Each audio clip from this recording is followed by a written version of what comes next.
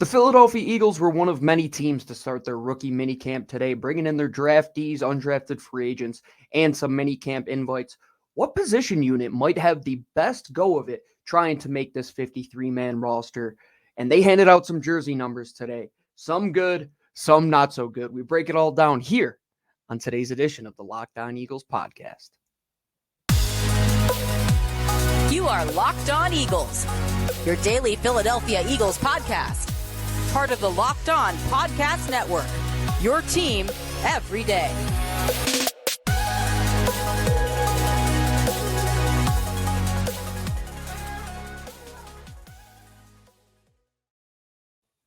Rookie minicamp is kicked off around the National Football League, and the Philadelphia Eagles were one of those teams, bringing in nearly 30 players between their draftees, undrafted free agents, and some minicamp invites, and they handed out jersey numbers as well. We're going to break it all down here on today's edition of the Locked On Eagles podcast. And for those joining us today on this Friday edition of the show, I'm your host, Gino Camilleri. As always, we thank our everydayers for joining us here on the show, whether it's your first, 10th, 100th, or 1000th episode with us here. We thank you over at the Locked On Eagles podcast, part of the Locked On Podcast Network, your team each and every day. We thank you for making us your first listen wherever you get your podcast, or watching us over on YouTube as well. And the NFL schedule, man, Roger Goodell has it down to a science. This is a 12-month ordeal. Just when you think things are going to slow down a little bit, the draft is come and gone. Nope, we're right back into the midst of rookie minicamp, a big event in Philadelphia. They have a draft class where they bring in 7 players. They have 9 undrafted free agents. They have 14 minicamp invites. Heck, they even invited Sammis Reyes, who is a former tight end of the Washington Commanders. They brought in Charleston Rambo, who is Jalen Hurts' number 2 receiver at Oklahoma, who just finished up his XFL season. And they're just trying to find those guys that are going to be the diamonds in the rough to potentially be back-end roster guys, while those rookies that they drafted are just getting in as many reps as possible. And every year there's 1 or 2 or heck, even 3 last year, undrafted free agents that have a potential to make the roster. And usually it comes down to, at the end of the draft, agents are talking to their clients and saying, okay, let's look at the 32 depth charts in the National Football League. Let's break down where teams are heavy. Let's break down where teams are light. And if X team calls and that position group matches up with what your position is and you believe you have a chance, most times you're going to go and sign with that team.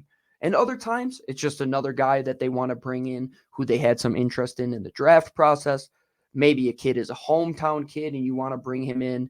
Regardless, it's an opportunity to get eyes on 30 plus guys that you haven't seen in pads, in person, until today. During the interview process, you find out a lot. You get to break down film with them, but you never really get to coach them up until you get them in pads. And rookie minicamp, it's only a weekend long. Guys can bounce around from different minicamps. You can go from one and go to another if it happens to be a different weekend. But at the end of the day, it usually comes down to the current rookies who got drafted getting reps. Some UDFAs will stick around and more than likely be on the practice squad. And those guys that get minicamp invites, it's a long shot, but it can happen. So let's take a look at who the Eagles brought in, and let's look at some of the positions where they might have a legitimate chance to make this roster and follow in the footsteps of Reed Blankenship and other individuals who never got their name called on draft day, but they came into the building and they made a serious impression. So we will start with their undrafted free agent class. They start with Mekhi Gardner, cornerback out of LSU, Jaden Hazelwood, a wide receiver out of Arkansas, Joseph Nada, a wide receiver out of Clemson, Chim Okorafor, I believe he went to Benedictine in Kansas, that is correct, Ben Van Sumeren, Michigan State linebacker, Eli Ricks, Alabama corner, Brady Russell, tight end out of Colorado, Trevor Reed, offensive tackle out of Louisville, and Ty Zentner is the only other punter that they brought into the building to compete with Aaron Sipos out of Kansas State. And we'll state the obvious. I think you would have to believe that Zentner, out of everybody, has the easiest chance when there's only one guy ahead of him. But you add in who they brought in minicamp, and it might give you a better indication of where they're trying to find guys on the back end of their roster. They bring in running backs TJ Cole and Toa Taua out of Wichita Baptist and Nevada, respectively. Jalen Hall, wide receiver out of Western Kentucky. Gavin Holmes, wide receiver out of Baylor. Garrett Magg, wide receiver out of North Dakota. Just one tight end in Jordan Murray out of Hawaii. Tywan Garbett on the edge out of Virginia Tech. Johnny Buchanan, J.C. Cox, and Deshaun White, linebackers out of Delaware, West Virginia, and Oklahoma. Cornerback Bentley Sanders out of Nevada, safety Xavier Bell out of Portland State, and long snapper, heck, they brought in a long snapper, Dalton Godfrey. So if I'm just looking at their UDFA pool, I'm looking at where they went heavy with those positions with the minicamp invites as well, and where they might be a little bit lighter on the roster. I think first and foremost, you have to go to the linebacker position. Because right now, you have Nakobe Dean, who's coming into his first true year as a starter. Nicholas Morrow, you signed as one of these 1 year, one hit wonder type of guys where it could be another Kaiser White situation that he plays well and he's out of town the very next year. And then beyond that, it's Sean Bradley, who's been a career special teamer, Christian Ellis, who really knows what he is, and then Davian Taylor on the back end of the practice squad. I don't really see any of them being surefire 53-man roster guys outside of Nakobe Dean and Nicholas Morrow. Will they probably go heavier and use some of those roster positions for the outside linebacker, that edge rushing type of role? More than likely. But man, if you're bringing in 4 linebackers, Ben Van Sumeren, who got a boatload of guaranteed money from this team as a UDFA, as well as 3 on minicamp offers at a position where you lose your 2 starters, man, Van Sumeren made a pretty solid decision. Whoever his agent is, shout out to him. I know the Eagles gave him a fair amount of guaranteed money, but that's a smart decision. When you have only maybe one guy who is not a replacement level starter. Nicholas Morrow, he's a replacement level guy. That's why he was a free agent. That's why he got a 1-year minimal deal. If you're looking at it, Van Sumeren has a legitimate chance to make this roster. Why is that? Well, he's a good athlete. He's at a position that they so badly need. And I don't think they want to pay another guy a lot of guaranteed money as a UDFA like they did with Carson Strong and see that guy walk out the door just a few months later. Will he be a 53-man guy right away? Maybe not. Can he get there towards the middle of the season if he's on the practice squad and one of the Eagles backers goes down? Absolutely. Regardless, he's going to be on the practice squad. But could he be on the 53? You would be stunned. The Eagles don't have much talent at linebacker. Riddle me that. Color me shocked. That's one of those positions that, hey, at the end of the day, if Van Sumeren is starting next to Nakobe Dean in 6-7 months from now, would anybody be shocked? Maybe. He probably didn't write it that way. He probably thought TJ Edwards or Kaiser White would be the guy. But hey, in the National Football League, you never know. At linebacker, that's one position where, man, they brought in a lot of bodies, and they don't really have any established guys. We'll continue this discussion. It's an interesting topic to bring up because team building is a 12-month thing. Howie Roseman never lets it sleep, and he's always trying to find ways to win in the margins. But before we do that, we have a message from our friends over at Built Bar. If you don't know what Built Bar is by now, you haven't been listening to this show, but we'll tell you out exactly what it is. Our everydayers, Built Bar is not just the most amazing and healthy and delicious protein bar on the market. It is the longest running sponsor that we've had here at LOE. And what makes them so good to where we do not want to end this contract with them, that we love them so very much that every time they renew, we get even happier when we get 12 boxes in our mailbox, or we go to our local Walmart and buy a 13-bar box, or actually a 4-bar box, or go to Sam's Club and get the 13-bar box, or get any flavor at built.com. And I just can't stop with these things because they're only 130 calories, 4 grams of sugar, and 17 grams of protein. I'm slimming down for my wedding. I still have a terrible sweet tooth. I need a way to get over that hump. Built Bar is exactly that. I cannot get enough of the Churro Puff. They are truly one of a kind. If you want to try them out, go to Sam's Club today to get that brownie batter puff or churro puff. Walmart, you can get the cookies and cream, double chocolate, or coconut puff. And you could get whatever kind Built Bar has on the market over at built.com. We love Built Bar. They're our number one sponsor for a reason. We can't get enough. They truly are addicting. Go get yourself a box of Built Bar today. All right, everybody. Gino Camilleri joining you here once again on this Friday edition of the show, the 5th and final episode this week of Locked On Eagles. We had 4 episodes that you can catch wherever you get your podcast, or if you want to catch it in video form, go over to YouTube as well. We're always up putting out shorts on YouTube as well. Lou puts out his written work over at Fox 43, and we're coming to you 5 days a week. You could get us any day of the week wherever you get your podcast and in video form as well. Getting back to the conversation of undrafted free agents. We talked about what their UDFA pool was, what positions they brought in the minicamp invites, and where a player might be able to sneak his way onto the roster as somebody who never got their name called by the Eagles, wasn't a free agent addition, and just happened to be at a rookie minicamp. Well, I'd mentioned that they signed 2 wide receivers as UDFAs, Jaden Hazelwood and Joseph Nada, but they also brought in Jalen Hall, Gavin Holmes, and Garrett Magg. And you're probably saying, why? Why are they bringing in all of these bodies at wide receiver? Well, one, when you look at wide receiver and what the 5th and 6th guy on the roster has to offer, a lot of the times they are going to be competing for one of those punt gunning positions where they're double teamed on the outside. You need somebody who's a burner to get downfield. Zach McPherson has been exceptionally well at that position for the cornerbacks, but usually you're trying to sneak a corner or a wide receiver on as the 5th or 6th guy who can be that special teams ace. And in a pinch, he could be a guy that you rely on. And you bring in 5 of those players. That's a lot. We know the top of this Eagles roster is A.J. Brown and Devontae Smith. It goes through them. But after that, the waters get a little murky. They bring in Olamide Zaccheaus. They have Quez Watkins. They brought in Tyree Cleveland as a street free agent last year. Britton Covey was your key punt returner and kick returner at times. Devin Allen has all the speed in the world, but he was stashed on the practice squad for most of the time. Greg Ward is still here.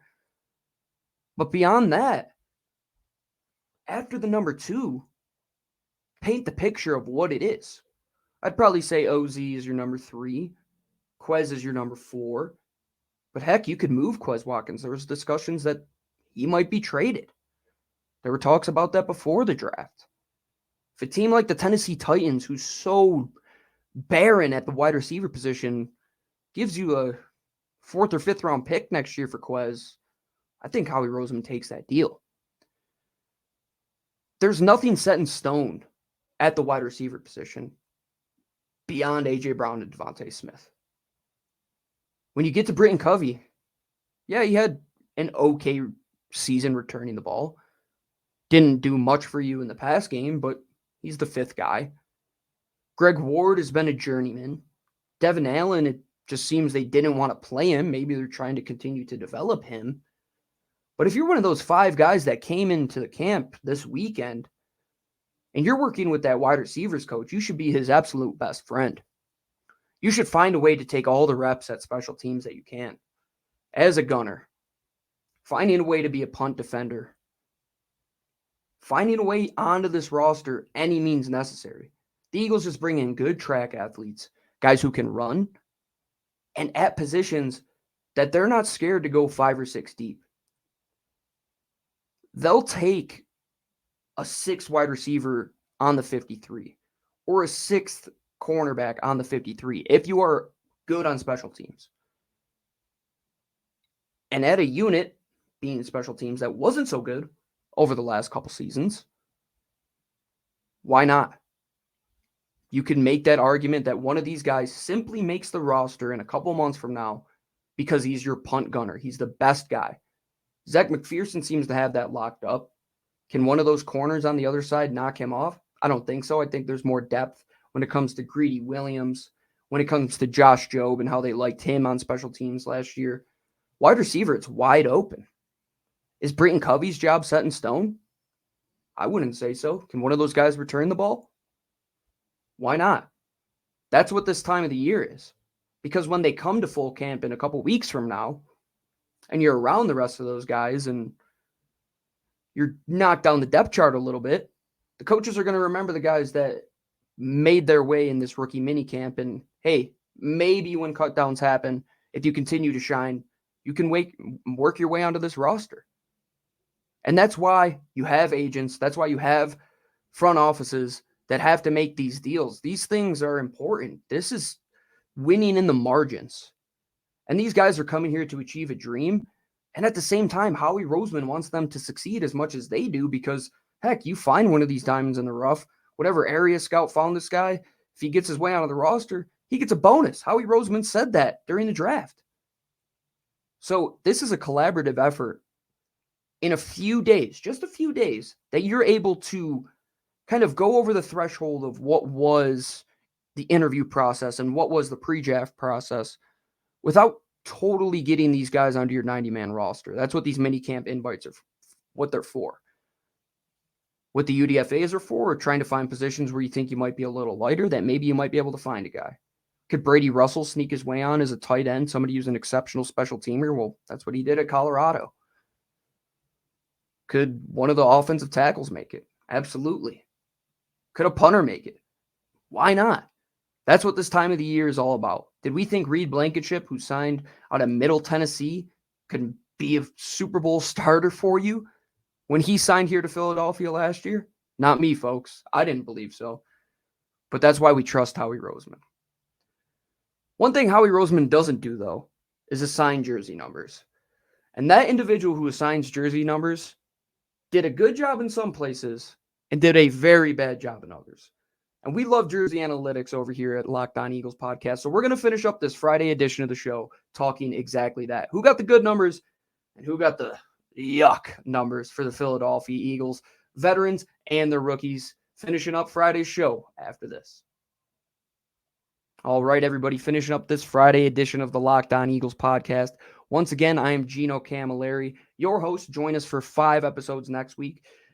Watch or listen this 5th episode this week, which you're probably already doing if you are hearing my voice. We thank you for joining us each and every day. That's why you at home are the everydayers. We rely on you to keep us going. Without you, I'm just talking to my co-host, Lou DiBiase, through a microphone, sounding like an idiot, having conversations about the Philadelphia Eagles. But we're talking about fun things over here at LOE. There's always some hidden analytics in football. And one of those analytics is jersey analytics. If you're someone like me, I'm very superstitious. Lou loves this stuff. He breaks down the colors of the pants and the jerseys and the helmet combinations that they wear. But the one thing that can make or break your career before you even step foot in the building, before you even lace up the pads one time, is what jersey number you're assigned. And that's exactly what happened. We're going to break down what jersey numbers the guys that were acquired on the draft got, and then my favorite of all of the jersey numbers handed out, and what were the absolute worst. So breaking down what happened draft day. They get DeAndre Swift, Jalen Carter, Nolan Smith, Tyler Steen, Sidney Brown, Keely Ringo, Tanner McKee, and Moro Ojomo. They acquired all these guys on that day. Most of them outside of Swift talked to the media today. Swift talked to the media 2 days ago, but then we found out what their jersey numbers were.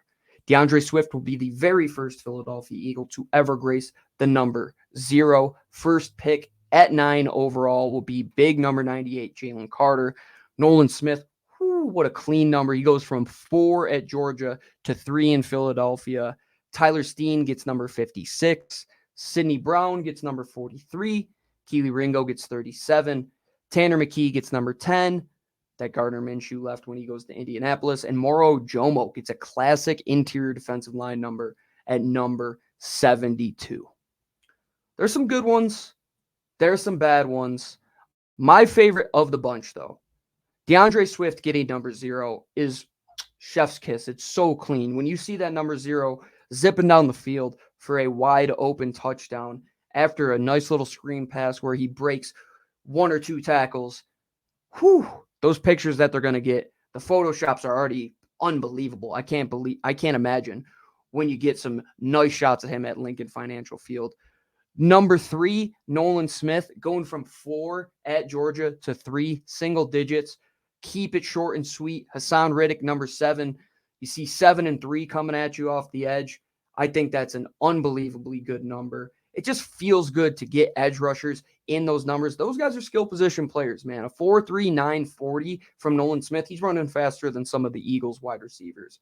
Olamide Zaccheaus gets number 13. Keep the wide receivers in those numbers 11 through 17 and continue to keep them in the 80s as well. But more and more are going to the teens. We'll get more and more in the single digits, but 13 is clean for OZ. And my final favorite one, Rashad Penny at 23. I just think running backs look good in odd numbers. 23, fantastic. 23 and 0 and 14 with Kenny Gainwell. What a combination. I love that backfield. There's some that I don't love, though. And, man, we got to start with the punter, Tyler Zentner. If you come to camp and you get number 49 as a punter, man, I know there's only one other guy on the roster, but that's not looking good for you, pal. That's an ugly number. That's the last number out of the box. That thing hasn't been worn in quite some time. A couple other ugly ones all happen to be in the 40s. Nicholas Morrow getting 41. Yuck, as a linebacker. Just terrible. Sidney Brown, 43. I know he said that the jersey doesn't matter.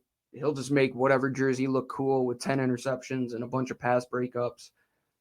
I get it, Sid, but 43 is just a preposterous number to be wearing at safety. As well as Mekhi Garner wearing 46 as a corner. I know he's an undrafted free agent. We just have to go double numbers at some point like they do in college. One on the offensive side of the ball, one on the defensive side of the ball. If they keep retiring numbers, that's the direction that we're going to have to go to. And you could say that Jalen Hurts going from number 2 to number 1 might have been the final cherry on the cake to propel them to the Super Bowl. I'm only kidding. We have fun here at the Locked On Eagles podcast, but that's going to do it. A nice, simple Friday edition for you. Talking Eagles minicamp, talking jersey analytics. We'll be back next week with 5 episodes like we do each and every week. Until then, join us on Twitter where we're always talking about the birds. You could follow me at GC24_football.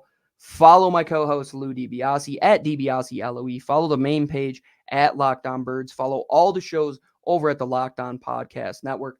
Follow Locked On Sixers and Locked On Phillies while they're rocking and rolling in season. Make sure you are checking us out wherever you get your podcast for free or in video form over at YouTube. We'll be back for 5 episodes next week talking more post-Eagles draft, maybe some more moves to come in the month of May, and how close is this team to once again being a perfect 53.